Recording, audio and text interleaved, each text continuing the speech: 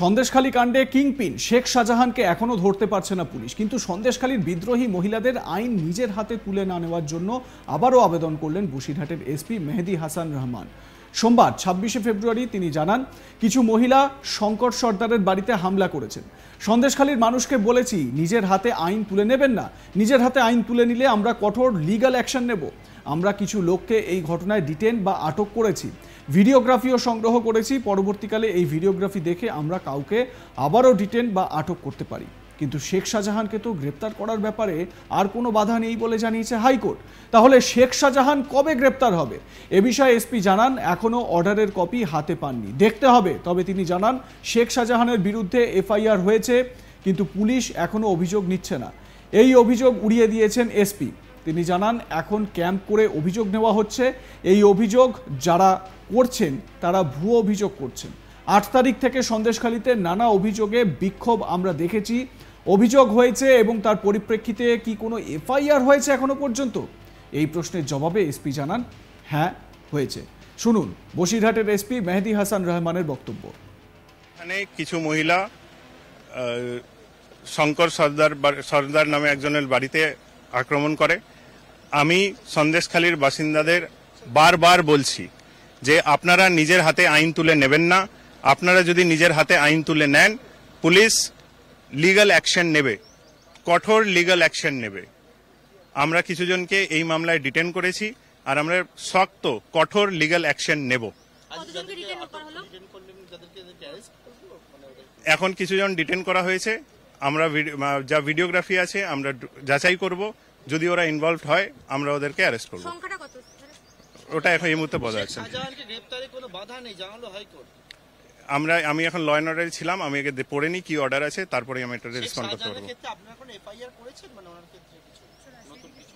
আমরা কমপ্লেন্টস পেয়েছি গতকাল অবধি, আমরা এই কমপ্লেন্টসগুলো আমরা দেখছি, যে যে অ্যাকশনেবল ইনপুটস আছে আমরা ওতে এফআইআর করছি।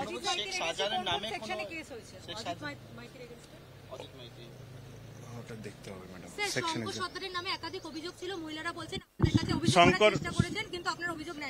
আমি বারবার বলছি, আমাদের পুলিশ ক্যাম্পে আপনারা দেখাচ্ছেন কোনো অভিযোগ ফিরিয়ে দেওয়া হচ্ছে না, তো এইটা একদম ভুয়ো, একদম মিথ্যা। এইটা যদি কেউ বলে থাকে যে পুলিশ অভিযোগ নিচ্ছে না, এই মুহূর্তে দাঁড়িয়ে আমি এটা বলতে পারি এটা একদম ভুয়ো এবং মিথ্যা। এটা তো গেল এসপির বক্তব্য, কিন্তু এর আগেও ওই এলাকায় যখন ডিজি রাজীব কুমার খোদ গিয়েছিলেন এবং সেখানে তিনি সাধারণ মানুষের সঙ্গে কথা বলেছিলেন এবং প্রত্যেককে এটাই বারবার বলছিলেন যে আইন কেউ নিজের হাতে তুলে নেবেন না, যদি আইন নিজের হাতে তুলে নেন তাহলে পুলিশ কঠোর পদক্ষেপ নেবে। কিন্তু তারপরেও সন্দেশখালীর মানুষের মধ্যে ক্ষোভ এতটাই দানা বেঁধেছে, তারা পুলিশের এই যে বক্তব্য বা পুলিশের যে আশ্বাসবাণী, তাতে হয়তো কোথাও তারা ভরসা রাখতে পারছেন না। এবং এই শঙ্কর সর্দারের বাড়িতে এলাকার মহিলাদের, যাদের হাতে শাঁখা পলা, যাদের সিঁথিতে সিঁদুর, যারা এই রকমভাবে দিনের পর দিন অত্যাচারিত হয়েছেন বলে অভিযোগ করছিলেন, তারা এবারে ঝাঁটা, মুড়ো, লাঠি হাতে নেমে এসেছেন এবং তারা আক্রমণ করছেন। তারা এবারে হামলা চালাচ্ছেন এই সমস্ত স্থানীয় তৃণমূল নেতাদের বাড়িতে। শঙ্কর সর্দারের বাড়িতে ভাঙচুর করা হয়েছে, সেই ছবি আপনাদের দেখাচ্ছি। শঙ্কর সর্দারের বাড়িতে ভাঙচুর করা হয়েছে।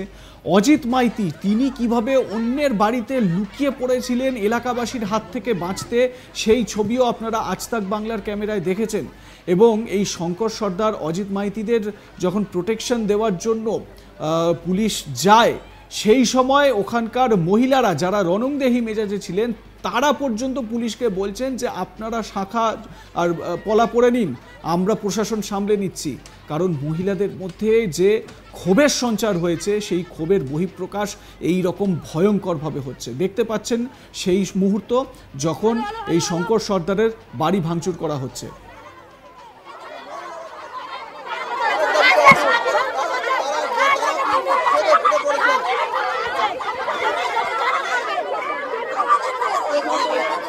দেখালে হবে না,